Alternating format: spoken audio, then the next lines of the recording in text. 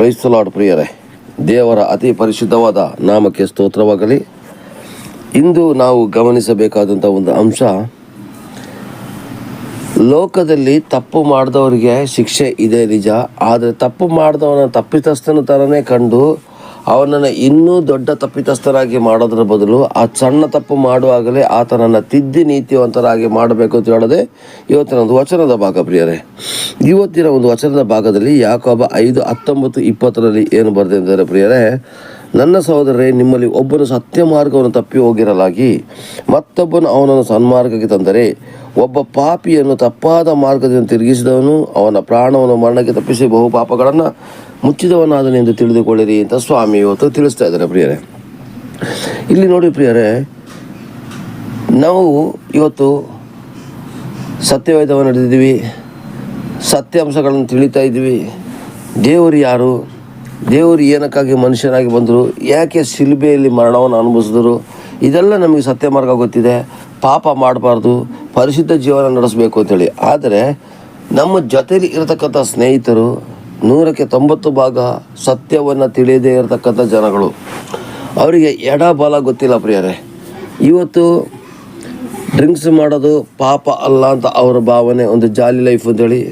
Cigarette ಬೀಡಿ ಸೇದೋದು ಪಾಪ ಅಲ್ಲ, ಕೋಪ ಮಾಡೋದು ಪಾಪ ಅಲ್ಲ ಅಂತ ಹೇಳೋದು ಭಾವನೆ ಅವರಲ್ಲಿದೆ.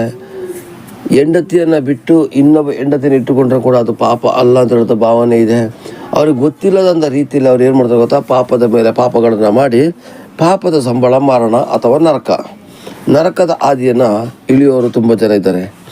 ಇವತ್ತು ಕ್ರೈಸ್ತನಾಗಿ ಬಂದು ಕ್ರೈಸ್ತ ಪುಸ್ತಕಗಳನ್ನು, ಸತ್ಯವೇದ ಪುಸ್ತಕವನ್ನು ಅವಲಂಬನೆ ಮಾಡ್ತಕ್ಕಂಥ ಜನಗಳಿಗೆ ದೇವರು ಹೇಳುವಂಥ ಒಂದೇ ಒಂದು ಮಾತಾಡಿದರೆ, ನೀನು ಯಾವ ಥರ ಪರಿಶುದ್ಧ ಆಗಿದೆಯೋ ನೀನು ಇನ್ನೊಬ್ಬನನ್ನು ಕೂಡ ಪರಿಶುದ್ಧ ಮಾಡು.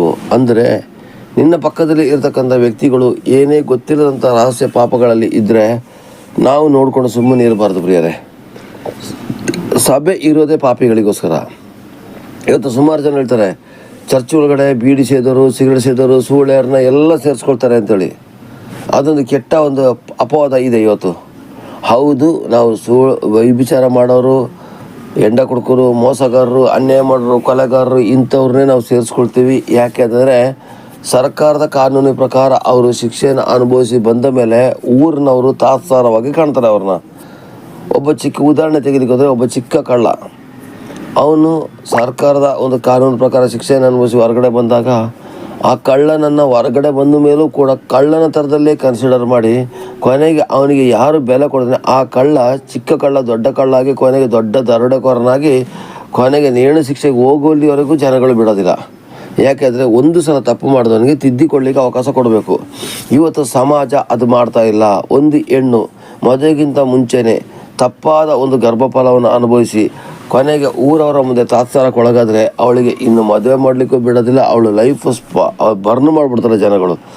ಆ ಹುಡುಗಿಗೆ ಮಾತ್ರ ಶಿಕ್ಷೆ ಅಲ್ಲ, ಅವರ ತಂದೆ ತಾಯಿಗಳಿಗೂ ಕೂಡ ಶಿಕ್ಷೆ ಕೊಟ್ಟು ಅವ್ರ ತಂದೆ ತಾಯಿಗಳು ಕೂಡ ಸಾಯುವಂಥ ಪರಿಸ್ಥಿತಿನ ಊರು ಜನಗಳು ಮಾಡ್ಬಿಡ್ತಾರೆ. ನಿನ್ನ ಮಗಳನ್ನ ಬೆಳೆಸಿರೋ ರೀತಿ ನೋಡು ಹಾಗೆ ಹೇಗೆ ಅಂತೇಳಿ. ಇಲ್ಲ ಪ್ರಿಯರೇ, ನಾವು ಈ ಥರ ಇರಬಾರ್ದು. ತಪ್ಪುಗಳು ಸಹಜವಾಗಿ ಬಂದೇ ಬರ್ತದೆ. ಮಕ್ಕಳು ತಪ್ಪು ಮಾಡೇ ಮಾಡ್ತಾರೆ.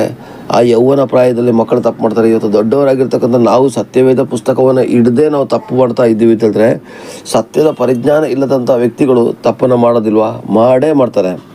ಈ ಸಮಯದಲ್ಲಿ ನಾವೇನು ಮಾಡಬೇಕು, ಕೈ ಕೊಟ್ಕೊಂಡು ಆ ಲೋಕದವ್ರ ಜೊತೆ ಸೇರಿಕೊಂಡು ನಾವು ಪಾರ್ಟ್ನರಾಗಿ ಅವ್ರನ್ನ ಕಂಡಾಗ ಕಿಂಡಲ ಮಾಡೋದಾಗಲಿ ನೆಗಾಡೋದಾಗಲಿ ಮಾಡದೇ ಆ ವ್ಯಕ್ತಿಯನ್ನು ತಿದ್ದಿ ಬದಲಾಯಿಸಿ ರೂಪಿಸಿ ಉತ್ತಮವಾದ ಮಾರ್ಗಕ್ಕೆ ತರಲಿಕ್ಕೆ ನಾವು ಪ್ರಯತ್ನ ಪಡಬೇಕು. ಇದೇ ನಿಜವಾದ ಕ್ರೈಸ್ತ ಜೀವಿತ. ಇಲ್ಲಿ ಸ್ವಾಮಿ ವಾಕ್ಯದಲ್ಲಿ ಹೇಳ್ತಾರೆ, ಮತ್ತೊಂದು ಆವರ್ತಿ ನಾವು ಓದ್ತೀನಿ, ಯಾಕೋಬ 5:19, ನನ್ನ ಸಹೋದರಿ, ನಿಮ್ಮಲ್ಲಿ ಒಬ್ಬರು ಸತ್ಯ ಮಾರ್ಗವನ್ನು ತಪ್ಪಿ ಹೋಗಿರಲಾಗಿ ಮತ್ತೊಬ್ಬನು ಅವನನ್ನು ಸನ್ಮಾರ್ಗಕ್ಕೆ ತಂದರೆ. ಹಾಗಾದರೆ ಒಬ್ಬ ನಿಮ್ಮ ಜೊತೆಲಿ ಇರತಕ್ಕಂಥ ವ್ಯಕ್ತಿಗಳು ಯಾರೇ ಆಗಿರ್ಬೋದು, ಅವರು ಸತ್ಯದ ಮಾರ್ಗವನ್ನು ತಪ್ಪಿ ಹೋದರೆ, ಸತ್ಯದ ಮಾರ್ಗ ತಿಳಿಬೇಕಾ, ದಯವಿಟ್ಟು ಸತ್ಯವೇದ ಅಂತ ಹೇಳ್ತಕ್ಕಂಥ ಬೈಬಲ್ನ ಓದಿ. ಬೈಬಲ್ನಲ್ಲಿ 90% ಪಾಪದ ಬಗ್ಗೆನೇ ಇರೋದು. ಪಾಪ ಮತ್ತು ಪರಿಶುದ್ಧತೆ ಇದ್ರ ಬಗ್ಗೆ 190% ಇದೆ. ಇದನ್ನು ಓದಿದವರು ನಿಜವಾಗಿ ಪಾಪ ಮಾಡಲಿಕ್ಕೆ ಮನಸ್ಸು ಬರೋದಿಲ್ಲ. ಸತ್ಯವನ್ನು ತಿಳಿದಿರ್ತಕ್ಕಂಥ ನಾವು ಏನು ಮಾಡಬೇಕು, ತಪ್ಪಿ ಹೋಗಿರ್ತಕ್ಕಂಥ ವ್ಯಕ್ತಿನ ಒಬ್ಬ ಕುಡುಕನನ್ನು ಏನು ಮಾಡಬೇಕು, ನಾವು ಪ್ರೀತಿಸ್ಬಿಟ್ಟು ಅವನು ಕುಡಿಯೋದನ್ನ ಕಡಿಮೆ ಮಾಡಿಸ್ಬೇಕು. ಕೊನೆಗೆ ಅದನ್ನೇ ಬಿಟ್ಟು ಬಿಡೋಂಗೆ ಮಾಡಬೇಕು. ಪಾನ್ ಪರಾಗು, ವಿಮಲ್ ಅಂತ ಚಟಗಳಿರ್ತಕ್ಕಂಥ ವ್ಯಕ್ತಿಗಳನ್ನು ನಾವು ಒಂದೇ ಸಲ ಬಿಡಿ ಅಂತ ಹೇಳ್ಬಾರ್ದು. ನಿಧಾನಕ್ಕೆ ಅವ್ರು ಫ್ರೆಂಡ್ಶಿಪ್ ಮಾಡಿ ಬಿಡಿಸಿ ಅವ್ರನ್ನ ಒಳ್ಳೆ ಕೆಲಸಕ್ಕೆ ಕಾರ್ಯಗಳು ತರಬೇಕು. ಮತ್ತು ಕೆಟ್ಟ ಕಾರ್ಯಗಳನ್ನು ಮಾಡ್ತಕ್ಕಂಥ ವ್ಯಕ್ತಿಗಳನ್ನು ಒಳ್ಳೆ ಕಾರ್ಯ ಮಾಡುವ ಹಾಗೆ ನಮಗೆ ನಾವು ಬದಲಾಯಿಸಲಿಕ್ಕೆ ಯೇಸು ಸ್ವಾಮಿ ನಮ್ಮನ್ನು ಕಳಿಸಿದ್ದಾರೆ ಪ್ರಿಯರೇ. ಅಂದರೆ ದೇವರ ವಾಕ್ಯದಲ್ಲಿ ಬರೆದಿದೆ, ಯೇಸು ಸ್ವಾಮಿ ಕೆಟ್ಟು ಹೋದವರನ್ನೇ ಹುಡುಕಿ ರಕ್ಷಿಸೋದಕ್ಕೆ ಬಂದರು ತಿಳಿದ ಮೇಲೆ ಅವರ ಮಕ್ಕಳಾಗಿರ್ತಕ್ಕಂಥ ನಾವು ಆ ಥರ ಮಾಡಬೇಕು. ನೋಡಿ ಇಲ್ಲಿ ಬರ್ತದೆ, ಒಬ್ಬ ಸತ್ಯ ಮಾರ್ಗವನ್ನು ತಪ್ಪಿ ಹೋಗಿರೋ ಮತ್ತೊಬ್ಬರು ಸನ್ಮಾರ್ಗಕ್ಕೆ ತಂದರೆ, ಒಬ್ಬ ಪಾಪಿಯನ್ನು ತಪ್ಪಾದ ಮಾರ್ಗದಿಂದ ತಿರುಗಿಸಿದವನು ಮತ್ತು ಅವನ ಪ್ರಾಣವನ್ನು ಮರಣಕ್ಕೆ ತಪ್ಪಿಸಿದರೆ ನರಕಕ್ಕೆ ತಪ್ಪಿಸಿ ಬಹು ಪಾಪಗಳನ್ನು ಮುಚ್ಚಿದವನಾದನೆಂದು ತಿಳಿದುಕೊಳ್ಳಿರಿ. ಹಾಗಾದರೆ ಪ್ರಿಯರೇ, ನಾವು ಇನ್ನೊಬ್ಬರ ಪಾಪವನ್ನು ಕ್ಷಮಿಸುವಂಥ ಅಧಿಕಾರ ನಮಗಿದೆ, ಅವರ ಪಾಪವನ್ನು ಮುಚ್ಚುವಂಥ ಅಧಿಕಾರ ಇದೆ, ಅವರು ಪಾಪ ಮಾಡದಂಗೆ ತಿದ್ದುವಂಥ ಒಂದು ಅಧಿಕಾರನ ಕೂಡ ದೇವರು ಕೊಟ್ಟಿದ್ದಾರೆ.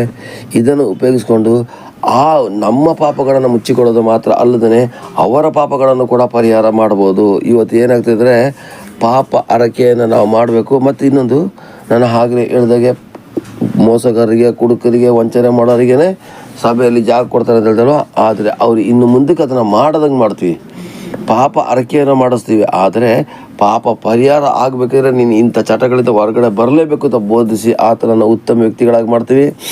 ಇದು ಕ್ರೈಸ್ತಿಯ ಜೀವಿತದ ನಿಜವಾದ ಲಕ್ಷಣ.